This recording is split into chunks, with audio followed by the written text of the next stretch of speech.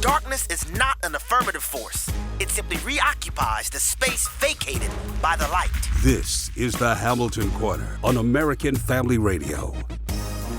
It should be uncomfortable for a believer to live as a hypocrite. Delivering people out of the bondage of mainstream media and the philosophies of this world. God has called you and me to be his ambassadors, even in this dark moment.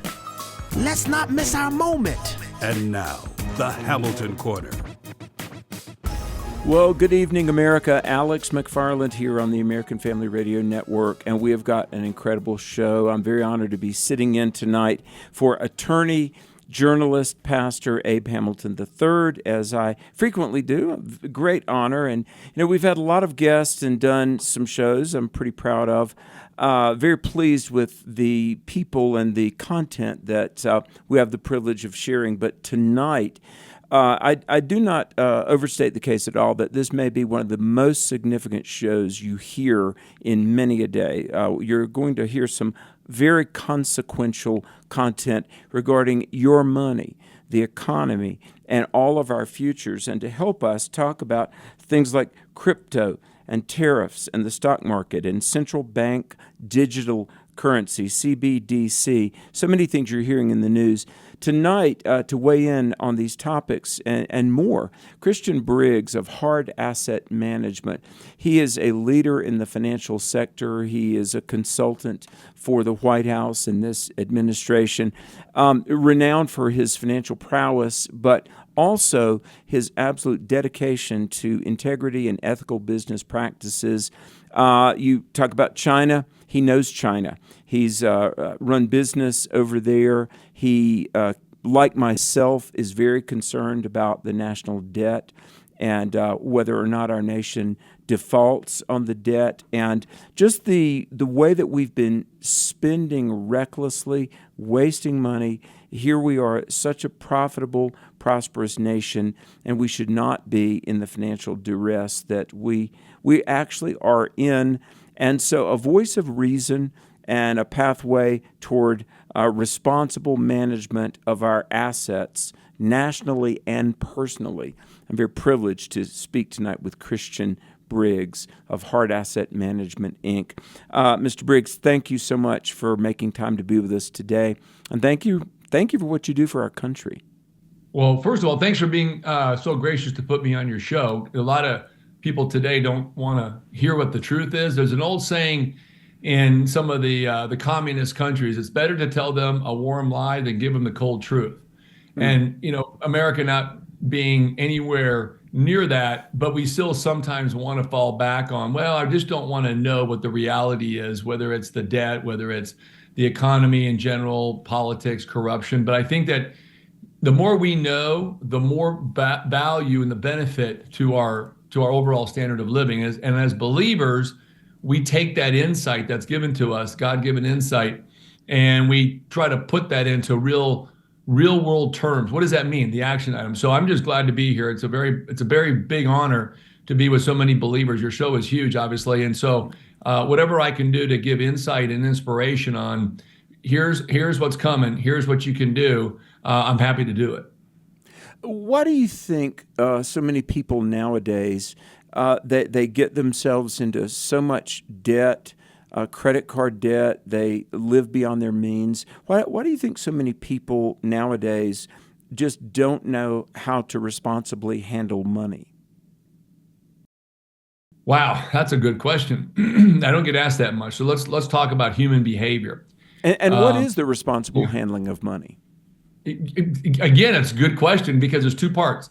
They always said it's very hard to become a millionaire. I don't think it's as hard as today. Certainly might have been 40, 50 years ago. But even so, success is measured on a couple different levels. But the hardest thing, I think, and when you achieve that milestone of success, is keeping the money. I think it's easier to make it, but it's much harder to be able to garner a disciplined mentality on either keeping it by just savings account or keeping it and investing it. It seems to slip through our fingers. So let's talk about why could that be. And it's not everybody, obviously. There's a lot of good people out there that know how to save, but let's talk about your question.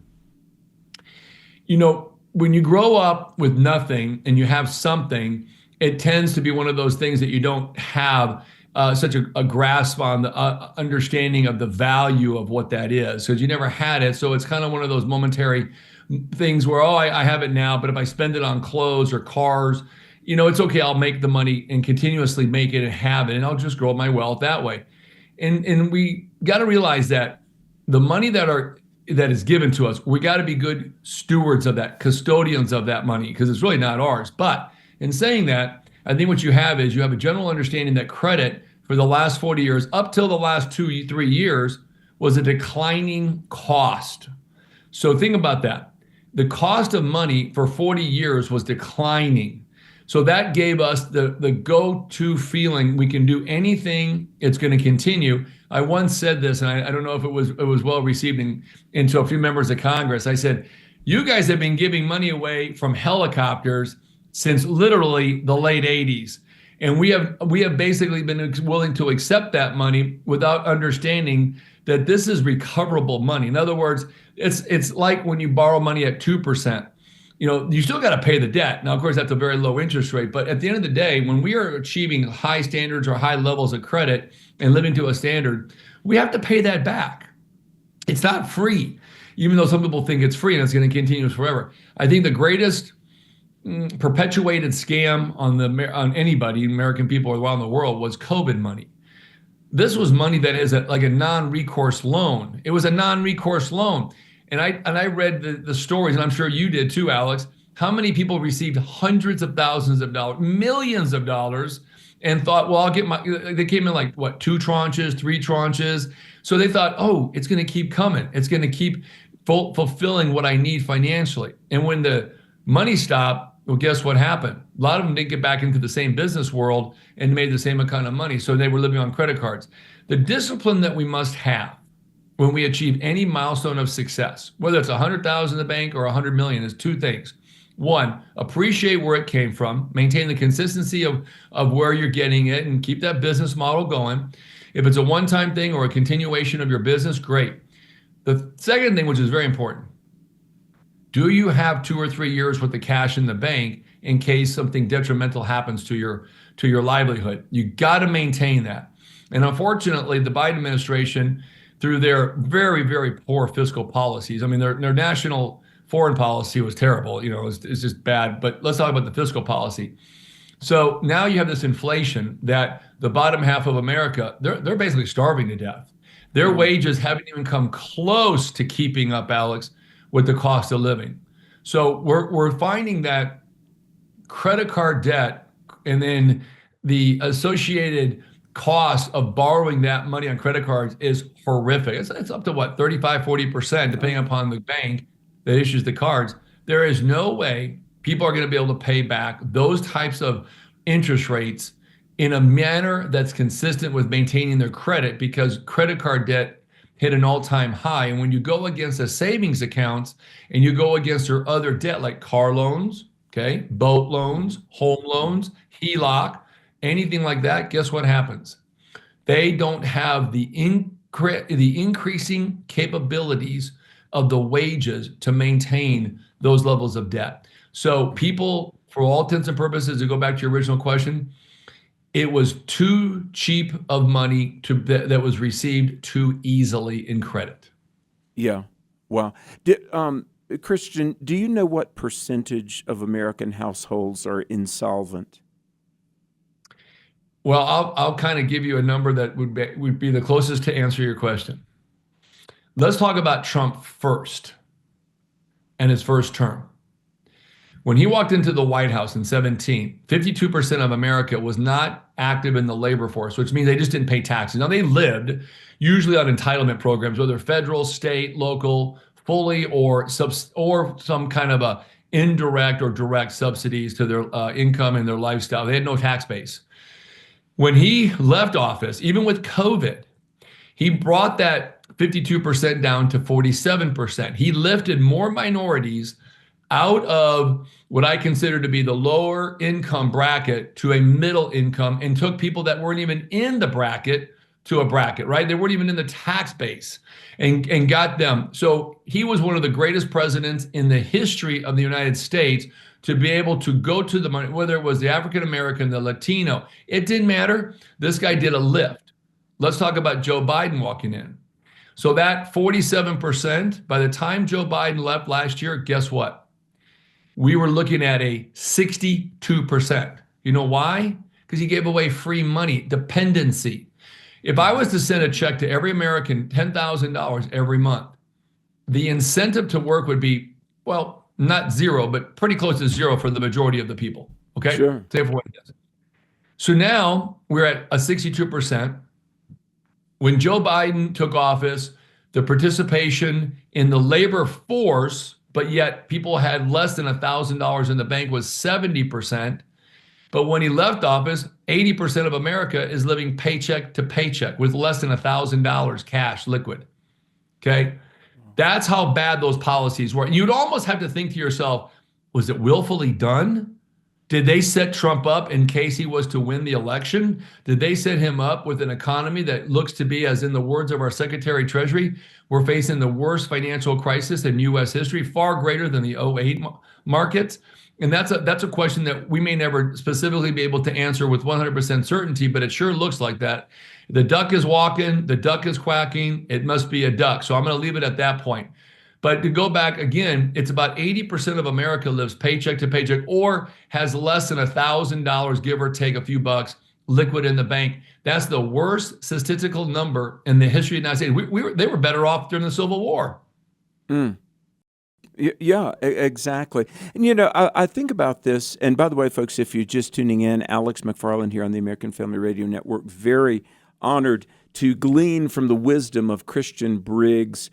We've got so much to talk about. We've got just a wonderful window of time to learn from this man. Christian, before we go too much farther, and I've got so many financial and governmental questions I want to pose to you, but websites, where may people find you online, follow what you're doing and your content? Well, thanks for asking. So I have a podcast show called The Hard Asset Money Show, which you can go on YouTube for the video version, Spotify and Apple for the audio version. And then on X, you can follow us at BMC_HAM, BMC_ham, and our website is bmcham.com. Being one of the largest precious metals dealers in the United States, my team, we've been in business for 40 years. It's given us the ability to follow the trends. And what we're seeing right now is the government, let's just talk about the debt, if that's okay with you, Alex. Sure. Okay. Since that's the three topics right now that are trending the most between Search, X, and other media platforms, is the debt, or the national debt, the long-term liability debt. It's almost one and the same. We're going to talk about that. But really, it's also about gold, and it's also about digital currency with the Senator Hagerty from Tennessee with his Genius Act, which is introducing digital asset stablecoins. And then, of course, Congressman French Hill in the House, who introduced their version of the bill to transition from paper currency to digital currency. But the debt, it's not sustainable. In fact, if you do the math on it, and unless something drastic happens with the fiscal policies, and I'm talking about trillions of dollars immediately in government spending, the sustained method of spending, and it's a method, right? It's like a business. You have a clear path to understanding what your revenues are and what your expenditures are. We are going to default before Trump takes office. We will literally be in bankruptcy. We're technically bankrupt. Bankruptcy is not before Trump leaves office, you mean?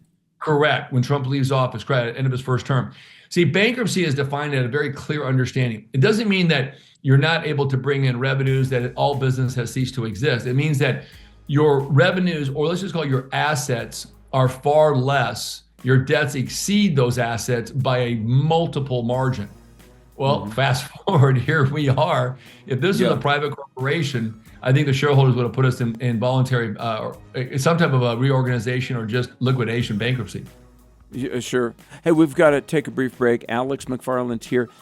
Money, the way we handle money is a character issue, really. It's a spiritual issue, too. I'm so honored that we have with the show tonight Christian Briggs of Hard Asset Management. We're going to talk more because, look, this impacts all of us. The money, the economy, the nation, our future. Stay tuned. The Hamilton Corner on American Family Radio Network is back after this brief break. Don't go away.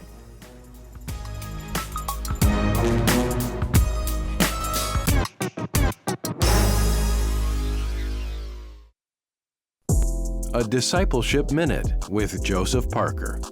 You know, often schools have mascots of animals that reflect a certain air of strength or boldness or something to be admired. You know, you think of schools with a mascot of the lions, the tigers, the bears, the bulldogs, the wildcats, all kinds of mascots. As I think about it, I've never heard of a school with a mascot that's a sheep, because sheep don't strike fear or terror or great admiration in their ability to lead, to conquer, to overcome. Sheep are very, very helpless animals. So many places in Scripture, God alludes to people as being like sheep. Obviously, that's never an insult on God's part. It's a statement of reality. And the fact is, sheep desperately need a shepherd. And we are like sheep. We desperately need our shepherd, our good shepherd, the Lord Jesus Christ. The Word of God tells us many times in one form or another, fear not.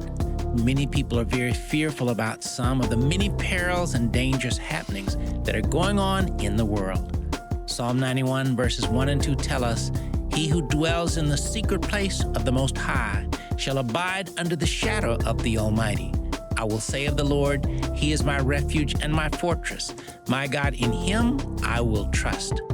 I'm Joseph Parker, and we here at the American Family Association would like to remind you, fear not, put your trust in the Lord. We'd like to both encourage and challenge you to aggressively put your faith to work.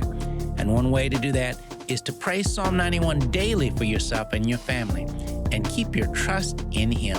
If you'd like to get a copy of the Psalm 91 prayer for yourself, email us here at psalm91@afa.net. Again, that's psalm91@afa.net.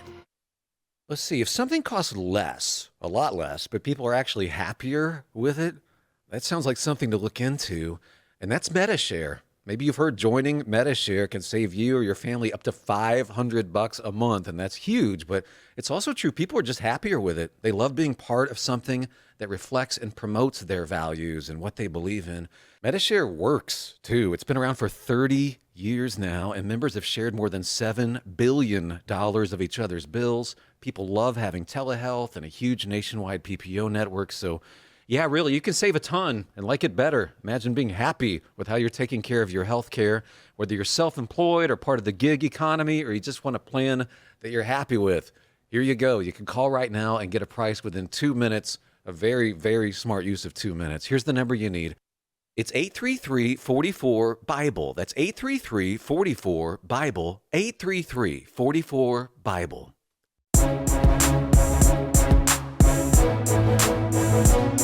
Shining light into the darkness. This is the Hamilton Corner on American Family Radio.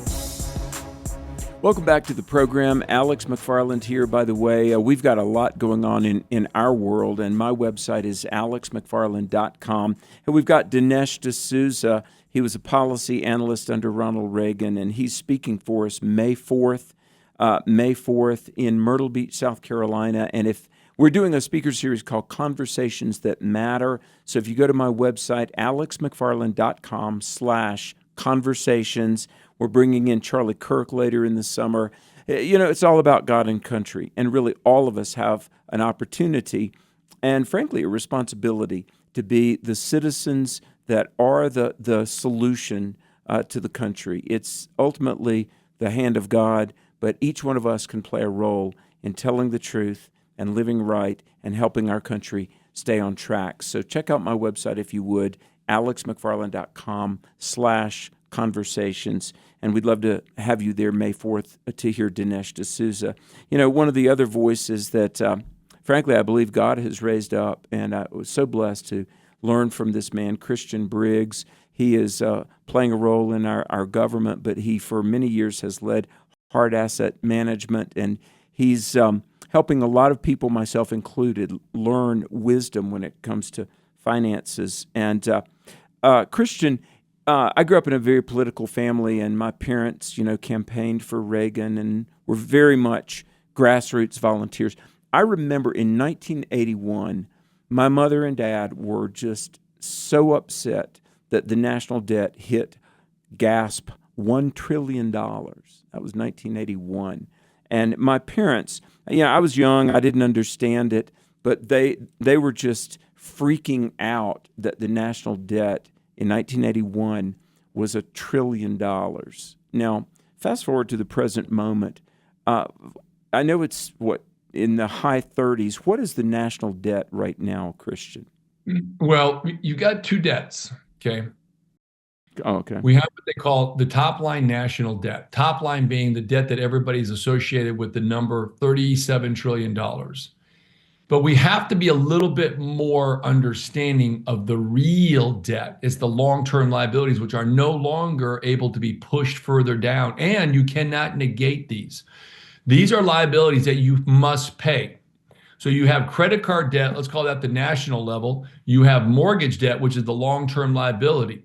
So the national debt at $36.7 trillion and accumulating $8 billion a day. Like, this is a day. And I'm sorry, it sounded like you said $8 billion a day? Sure, do the math. Yeah, we're going to end up increasing our national. Listen to this. This is the where it gets good. Our revenues are $5 trillion this year, top line revenues for the United States government. Okay. As somebody who studied both physics and economics for over 30 years, both quantum and quantitative, these are derivative models that we build that are conclusive. It's like kind of like saying 2 + 2 = 4. That's conclusive. Now, you can change the variables, but I can show you how to get to 4 again. Go to 3 + 1, that's 4. How about 4 ones? That's 4. You can change the variables, but the outcome is always the same when you're using mathematics. See, I always said this, people lie, but math doesn't. So let's talk about math. All right, let's go here. All right, now, if I have a $5 trillion a year income, not bad, I mean, that's a lot of money, okay, as a country, and I have a $37 trillion debt, my debt servicing number is $2.4 trillion this year.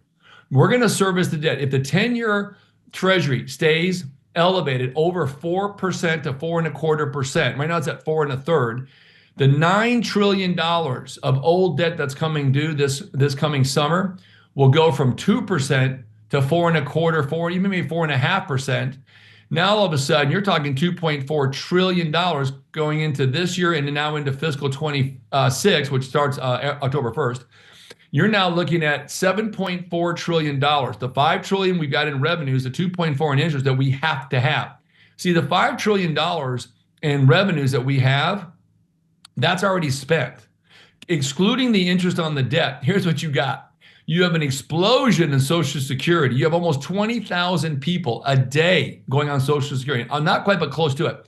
In 23, we had 5.8 new recipients of Social Security benefits, whether it's disability, retirement, it's kind of a mixture of both. Well, that's about 1,800 a month back then. Now it's about 1,900 a month. And last year we had about 4 million people go on Social Security. We're flowing through almost 70 million people. So when you start to think about the growth in entitlements, this year we're going to spend over $2 trillion on Social Security, Medicare, Medicaid. Hey, chalk up another almost $2 trillion on those. Hey, how about that military spending? $1 trillion on that. You're done. What's left? That's $5 trillion. You got no other money for all the other government agencies, which are got 450. I think the last count was about 450. So no wonder Trump is slashing and burning everything he can. The problem that we have is we're still adding $8 billion a day between debt and interest on the debt. That's a lot. Wow. That's a lot. It is a lot. And partisan politics aside, I mean, to your knowledge, have the Democrats, in a reasonable, realistic, responsible way, have they addressed this? Do they care about it? Or are they willfully, maliciously wanting the economy to crash just to look bad on Republicans, conservatives, specifically Donald J. Trump? Okay, that's a really good question. You almost have to be, well, let me take a step back. Years ago, I was talking to somebody and I said, one day we're going to be able to prove there are truly walking brain donors, donors of the brain, but yet still able to viably work and live and breathe somehow. Last administration proved to me, I don't think they just understood fiscal policy in the first part of it, and the most of them on the back end, toward the end, when they realized Trump's probably going to win, started to literally be detrimental to the economy. And let me kind of expand on what I just said. I think in the beginning, the first 2 years, obviously they were giving away money. COVID, you had this. They thought this is going to be a robust economy. We're going to be able to maintain the consistency of growth. They lied about the employment numbers. All the long-term, larger, I call it the larger portion of all the jobs creation was actually inflated, and the ones that they netted back down were government. The rest of them were just part-time stuff within the private sector. So I think there was a move in the first 2 years to try to build an economy that was sustainable to push through the second half of the administration last year of Biden, and then be able to push them into a second term. Once they realized that the economy was much worse off with the debt, the interest rates, the inflation, which affected all of their various fiscal policies, they kind of just said, the heck with it.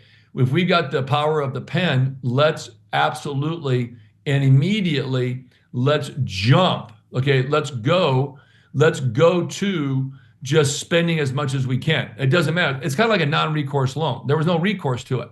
So they just said, the heck with it. We're going to spend away. If we win, we'll figure it out later. But if we don't win and we lose to Trump, well, guess what? We're handing this guy a financial bag of rocks. So that's what they did. In that last year, even like the last 90 days, even before he took actually the oath of office, they were spending billions a day, spending money we didn't have in order to be able to move aggressively to package up what now has become, in the words of our Secretary of Treasury, Scott Bessent, one of the worst financial crises we're facing in U.S. history.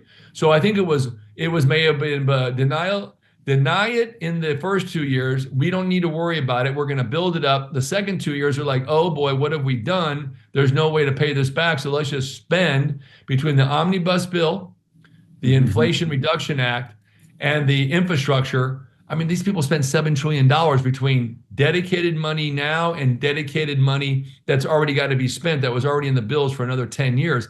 It was crazy money. And I said to somebody in Congress when this was all going down last year, I said, do you think they even worry about the balance in the checkbook and the repercussions of the debt? And the answer was, no, they don't care. No. There's no reason to. And I think about this. By the way, I'm hearing an echo. I don't know why. I don't know why I hear an echo. Maybe we can mute that or something. But let me try to get this echo ameliorated. Yeah, there we go. Can you hear me now, Christian? Oh, yeah, perfect. Yeah, good. What only God knows the heart of another person. I don't know if Schumer and Pelosi and Obama and Biden and Kamala, I don't know if they were willfully, maliciously trying to wreck the economy to make it look bad on Trump. I think they probably were. Let's just set that aside for a moment. What is the hope? Do you believe that in this administration in Washington, is there the ability and the willingness to take the hard but necessary steps to short-term and long-term save the American economy, and in doing so save the nation? Yeah, there is. Yes, absolutely. Trump has a heart for this country. I mean, this guy's heart's big enough to probably drive a semi through. I mean, this guy's got a bigger heart than I think I've ever personally experienced, in the way in which he sacrificed so much for really no gain of his own personal literally took wealth, a bullet for this country. That's what I'm saying. He took the ultimate. It's like they always said. He took he was willing to take what would needed to be done in order to garner a result that would be beneficial to the entire country. And people don't think like that much anymore. But in saying that, I think what you got to remember is this: we have great intentions, but when we're handed something that has a marginal chance of winning, you have to take drastic steps. Doesn't mean you can't accomplish the mission, okay? I mean, look, we've seen military operations where single sniper shooters or single military special ops have done amazing things for different wars, from World War II to present to all the way back to Civil War. We have great people, men and women, that have sacrificed so much that they have actually been able to accomplish a mission. But the question you have to ask yourself, this is a fiscal one. This isn't about finding a person or trying to find a target. If there is a target and you want to kind of take that connotation over this, The target is how do we not default? Now, a couple different things that are showing that the default is more likely than not, or a prepackaged bankruptcy, or even a prepackaged roll-up of the debt into some other systematic agency, like throwing it over to the Federal Reserve. Gold is showing that we are in trouble. Remember, gold goes up before a catastrophic event. If you go back to all the way 150 years, it shows absolutely, it's the only asset that shows movement before the bad news hits. It's the rumor mill stock. I call it the rumor mill stock, the one you want to buy. The news is when you sell it. But at the end of the day, what Trump's facing is twofold. Okay, let's go into detail here. He's facing an $8 trillion debt. Okay, when I say debt, that means he needs $5 trillion in revenues. He needs to increase GDP, lower taxes, higher revenue on tax base. The problem is the taxes are going to start going down if we hit a recession. Jerome Powell, the chairman of the Federal Reserve today, did say that the economy is definitely slowing, but the inflation numbers are not coming down in such a way that they could justify cutting interest rates. So now we're going to stay at some elevated interest rates with a declining economy. That means lower tax revenue. How much tax revenue is going to drop? That's the question. Because remember, Doge has already been able to find about $200 billion a year in savings, but that savings could be limited depending upon the economy's strength or the economy's weakness.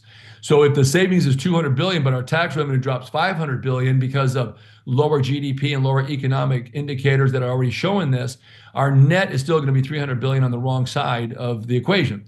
So he's got to do a fine line.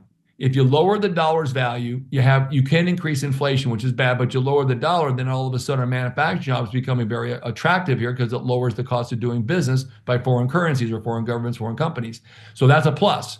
But he's got to maintain a very fine line between inflation, interest rates, and still the revenues without increasing the debt too much. But he's going to have to spend, in our term right now, this year, this term, we're looking at about $2 to $2.5 trillion in expenditures that go with interest and then just really meeting the needs of the government's promises. So it's a fine line that I would say that only a handful of people in the world will be able to be successful at it. If there is one person that would be successful at getting us out of this quagmire, it's Donald J. Trump, Amen. the business. Amen. Look at what he did in the late 80s, early 90s. This guy had less than $2 million in the bank. He had a real estate empire that was on the verge of collapse. He had about a dozen banks that were like, look, where's our money? He goes, look, you can do one of two things here.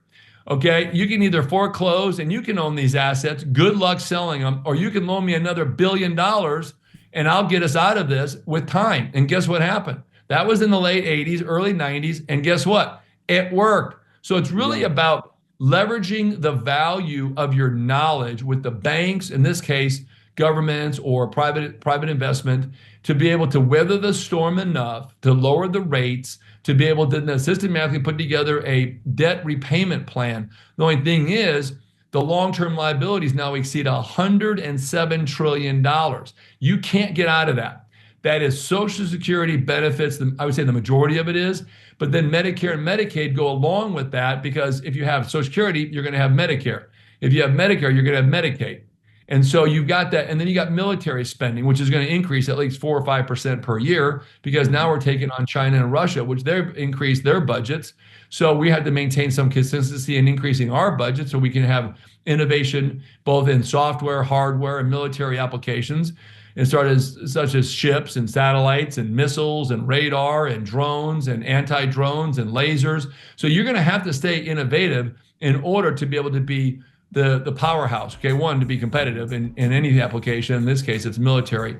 So you're going to have incremental increase. The question is, will tax cuts, okay, that's one, will lowering the interest rates free up credit so that increases overall GDP be enough? Because Social Security is killing us. There's no question about it. It was a bad plan under Roosevelt. It's been a bad plan ever since. So we're going to have to revamp the method of which we collect those taxes and how we apply those taxes down the road. I think Trump's going to be like any other president. He's going to come up with something new. I would say he does a personal type investment account. And if we do that, it's been mathematically shown that we can get out of the Social Security liability business within 10 to 15 years. And especially if we lower taxes on some of these other areas, Hold that People are gonna thought. Forgive me spend for more money. interrupting. Christian Briggs, we're talking about the economy. Alex McFarland here. We've got to take a break. Don't go away. When we come back, we'll talk about tariffs. Stay tuned. The feature-length documentary Culture Warrior, Don Wildman and the Battle for Decency, premiering November 11th, chronicles the life and ministry of Don Wildman. It takes you through the founding of the National Federation for Decency, what has become AFA. It's a call to stand firm for righteousness and shows how that resolve can make a huge difference in our world. If we lose this cultural war, we're going to have a hedonistic, humanistic society. Find out more and watch the trailer at culturewarrior.movie. We're going to talk about the further issue, our response, who's behind this. Sandy Rios on Sandy Rios 24/7. Talk is cheap. Honest, insightful. Doing nothing is creating chaos in the world, danger for America. Sandy Rios informs listeners from a Christian worldview. It's time to act in the polls, because I have to tell you, most of them are just doing nothing. Listen on the podcast page at afr.net. Sexual temptation. This is David Wheaton, host of The Christian Worldview. The Bible says, "Be of sober spirit, be watchful. Your adversary, the devil, prowls around like a roaring lion, seeking someone to devour." One of the devil's favored means of destruction is corrupting God's gift and design of sex for one man, one woman marriage into a litany of perversions: fornication, adultery, lust, pornography, and more. Consistent victory in this never-ending war calls for transformation of the heart and comprehensive preparation and plans of action. Hear our most recent program on the biblical battle plan for personal purity with guest Emil Zwane of Living Waters at thechristianworldview.org, and then join us this weekend for another topic that will sharpen your worldview. Listen to The Christian Worldview with David Wheaton, Saturday mornings at 8 Central on American Family Radio. AFA Stream is your source for inspirational, informational, educational, and entertainment video content from American Family Association. You'll find documentaries like Culture Warrior, Don Wildman, and the Battle for Decency. Television in those days would be considered extremely mild as to what's available today. You can access educational curriculum like Body of Evidence. And there the Lord says, "The hearing ear and the seeing eye, the Lord hath made even both of them." You'll find titles like Life is a Civil Right from the AFA Cultural Institute. If you're Martin Luther King Jr.'s niece and you were tricked, my goodness, how many more were tricked? Much of the content is free to everyone. Great Commission partners can see even more. And content is being added, so your options are increasing. Visit stream.afa.net and see what you like. AFA Stream, streaming video from American Family Association. President Trump's most important job is going to be the trickiest. It's the area where the president can make the biggest progress, but it's also where he can be misled into catastrophic errors. I'm referring to his nomination of literally hundreds of federal judges, including nominations to the U.S. Supreme Court. The good news is that you can help AFA Action's constitutional experts research nominees and give advice to the president. But to do this analysis, AFA Action needs your help. So please visit afaaction.net to donate today.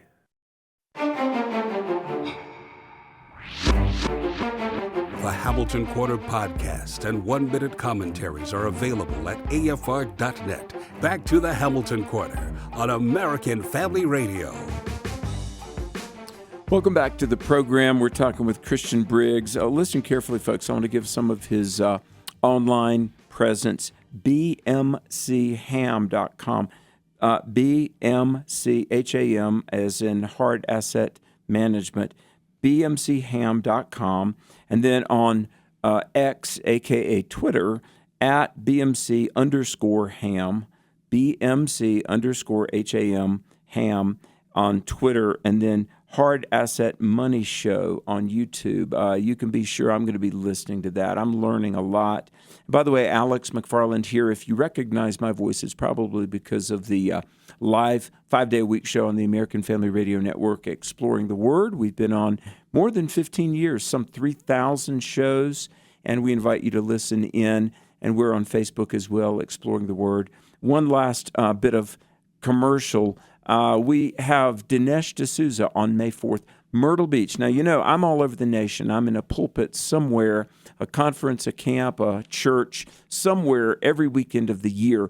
But we're doing a speaker series this summer in Myrtle Beach, the number one resort city in America, 17.2 million people a year from all 50 states go there. And they've got a music industry, kind of like Branson, Missouri. And I've rented the Alabama Theater, the Greg Rolls Theater. We're bringing in Charlie Kirk. We're bringing in Lauren Green from Fox News. We're bringing in Dinesh D'Souza.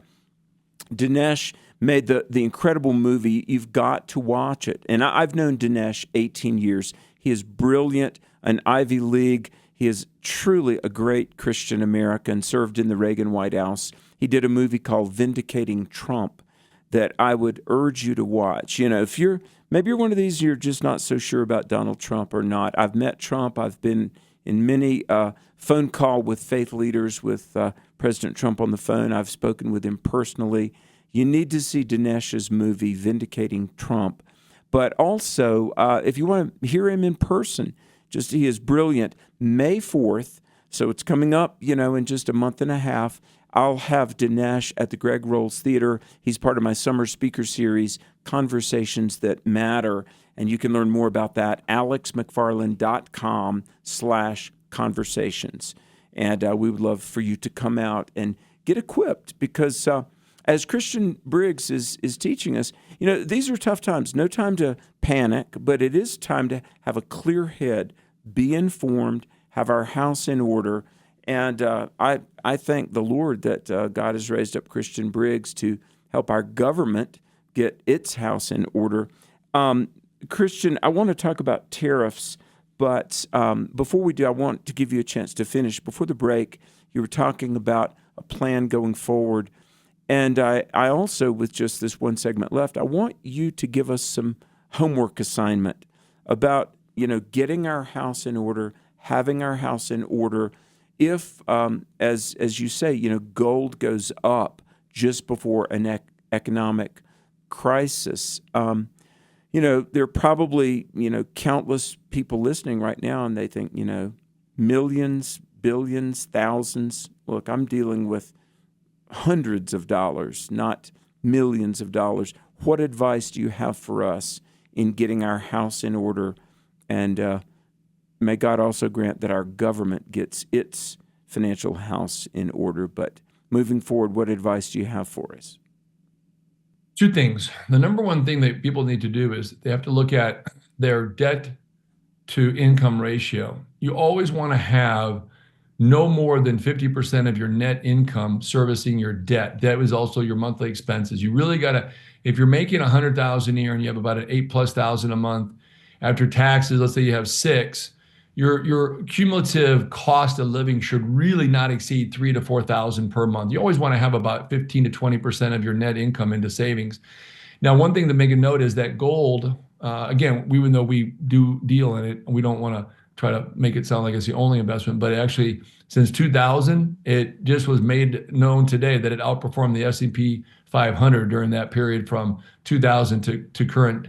So we like to think that people should diversify. You got equities, you have bonds, real estate. A lot of people have it in their home, so that's good.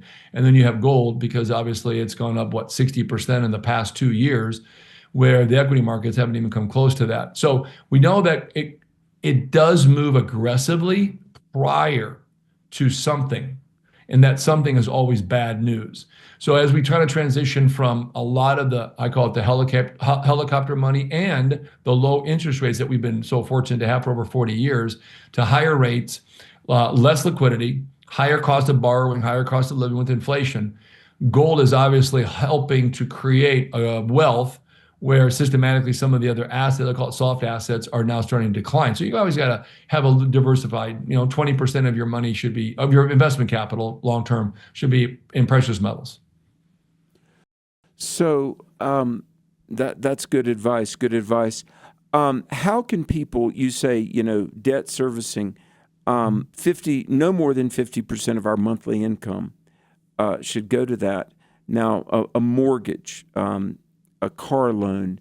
What about, groceries, the light bill, the phone bill? Do you consider that debt or just monthly overhead for a household? That's just monthly. Yeah, that's monthly overhead. That's good. I think we call our fixed debt, which is usually just mortgage, car payment, insurance, the little things like that, should really not exceed 50 to 60% of your net income. The rest of it is going to be ancillary items like groceries, and that'll fluctuate. You have other utilities, which will fluctuate. You have travel, or you have some kind of a leisure. There's always going to be variables, and sometimes you cut back a little bit. But the one thing to remember is don't ever use a credit card and finance a vacation. Now, you can, when I say finance, it means you want to sell and pay it off over a year. Don't do that. If you can't pay cash for the vacation within a reasonable short time, usually 90 days from the time you take that vacation, it's okay to have a couple, 3 months to pay it off. But if it takes a whole year, that's bad business, because your interest on that debt can inflate and magnify the cost of that much more than what people realize. So again, I'm not here to say that you can't do that. I'm just saying to be prudent about it and to be very frugal about the way in which you spend that money and try to maintain the consistency of savings, is that you should really think about more short-term liability debt payoff. And when it comes to vacations, never take a year or two. I mean, I know people that, I spent $20,000 going on vacation. It took me a year to pay it off, and I'm about to do it again. And I go, no, it didn't take you $20,000. It took you longer than that. And they're like, what do you mean? I said, well, go to look at the interest you paid on that. Another $10,000, I think was what my buddy told me. And he's like, oh boy. So these are things that you got to kind of think about. Where could that extra 10 grand in interest go? Well, if you're married, I mean, that could be college money. That could be extra cash in the bank. It could be a little bit of gold, a little bit of money towards your debt on your mortgage. Pay off things your like house. Absolutely. And I think that once you realize that we are stewards of this money, it's not really ours. So the more we give to a rational, and I say this, rational thinking, okay, just rational thinking of fiscal policy in our own households, the more we're going to get. Plus, it gives the family a lot of secure feelings that we're doing what's needed to be done to ensure that when the bad times, hard times, or any time comes, you've got that liquidity, you've got that growth, and you've got the asset you need it when in time calls for it. In case something happens, they'll lose a job or unseen costs. You always want to have some cash on hand. So let's talk about tariffs. Christian, down in the South, I used to hear the grown-ups talk about found money. Maybe a revenue stream that was untapped, and they would say, okay, that's found money. Are tariffs found money for our nation? Well, they sure can be. Absolutely. Yeah. Tariffs are a method to negotiate at the table to create an absolute level playing field. Now, that doesn't mean that we have to use them to undermine our customers, or in this case, our business partners, in a sense, other countries like China, India, Mexico, Canada. We do have trade relations that must be maintained. But we're going to have a $1.3 trillion trade deficit, the majority of which, not all of it, but a big chunk of it's going to be with China. They're not our partners in many ways, but they are a way of which that we need to make things that lower the cost of everyday things here, so it maintains a lower average inflationary environment. So when we talk about China, their method is to destroy the U.S.'s financial system by destroying the dollar. They've been doing that by sucking $800 billion, $900 billion a year away from us, $700 billion in some cases of a trade deficit. So, for example, Alex, you and I decide, we're gonna do business together. I'm gonna buy from you $1,000. You're gonna buy from me $1,000. Both of which are products that neither one of us have. So it's a good relationship. Now, all of a sudden, I say, Alex, you're not buying as much from me as I'm buying from you, and you're manipulating your currency, or you're doing this, you're doing that, you're doing things in which that would give you a unfair advantage. When China entered the World Trade Organization, you're not allowed to do that. Well, China, the day they did it, they started manipulating their currency. They brought it down so their widgets, whatever the manufacturing items are, became less expensive than American manufacturing. And two, which was really bad, they started dumping products on our shores for below cost, called predatory selling. Yeah. Well known. See, Trump's a master at understanding the variables of the deal. And he loves to negotiate and waits to the last minute, like any good businessman would, to negotiate the final details of a deal. And that's what you want. You want to be able to get everyone at the table, and they're exhausted, they're tired. So the tariffs, by definition, are very good ways of which to bring everyone to the table and say, hey, You're buying $1 billion from me, but I'm buying $2 billion from you. We're not doing that anymore. You're going to buy $2 billion from me. I'll buy $2 billion from you of needed items. These are needed things back and forth. So they're critical to infrastructure and economy. So they are good things, but we're going to level the playing field. And the tariffs are going to do that. Now, is it going to happen next week? No. The tariffs could kick in today in the biggest way, and the results will not be seen for at least 6 to 12 months. But remember, Trump as a man and the businessman has had the ability to maintain the consistency of what he's done in a private sector when he built all these huge towers and hotels. Look at Trump Tower on Fifth Avenue. It's amazing. Wasn't built in a week, though. It would take time. Very successful. So he knows the art of the deal. So what he's going to do is he's going to continue to negotiate to the last second, the last drop of the lemon, to ensure the viability of the deal goes in our favor, at least at the playing field. And then Made in America, our quality is second to none. Made in America is the good housekeeping seal of approval. We will win not based on price. We will win on quality. And that's what's coming. So when the tariffs kick in, so does Made in America, and so does those manufacturing jobs. So, though, like in Canada, I've seen, Christian, on the news, okay, the shelves are empty of American products.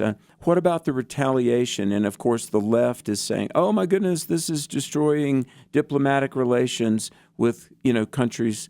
What about, let me ask you this way. Do you feel like there are leaders and citizens that have the maturity and the patience to wait for the benefits of the tariffs to manifest themselves? No question. Let's talk about Canada. Who's Canada? Canada are great people. I grew up in Minnesota. I love Canadians. Heck, they were like my neighbors. Sure. They were my cousins, actually, in a sense. We used to go through all the time. The great people of Canada is very simple. They're great people. Their leadership under Trudeau was lacking the character and integrity in the capitalistic markets, and he was leaning towards socialism at its finest, which is not a person with the kind of character and integrity that gives the people the value of the position he held. He should be lowering the regulatory environment, lowering the tax base, and he should have been making more effort for small businesses to thrive instead of dive straight down into this quagmire of overburdensome environment of government red tape. So when Canada tries to flex their muscle, Canada's economy is a quarter of California's, less population. Now, that doesn't mean that they're all bad up there. The Conservative Party is a fabulous party, but the Liberal Party is terrible. These people just have no clue what they're doing, because they think that the revenues of small businesses forever, even if they put 80% tax rates, and when you do the tax rates that are currently 50, 60% on top of the regulatory environment, it's the cost burden and the taxes probably equal 70, 80% of somebody's annual profit. Certainly, it's close to it, if not right at the money, based on what we look at. And so Canada tries to flex their muscle. Go flex your muscle. Here's the problem. What muscle do you have against a $30 trillion economy when you've been stealing $40 billion a year in trade deficit? You've been allowing cheap steel and aluminum to come into your country from China through predatory selling back into America, and you're doing it and you're allowing it at artificially low rates to hurt our manufacturing industry. Trump's like, no more of that kind of stuff. So Canada better get with the program quickly, because if they don't, what's going to happen is their economy is going to go to zero. Not in a literal sense, but certainly it's going to be hurt, because who makes Canada who they are? We do. We make China, we make Canada, we got to go. Europe, I'm so sorry. We're almost out of time. Christian Briggs, Hard Asset Management. Alex McFarland, thanks for listening. Blessings, prosperity for you all. Stay true to God and our country.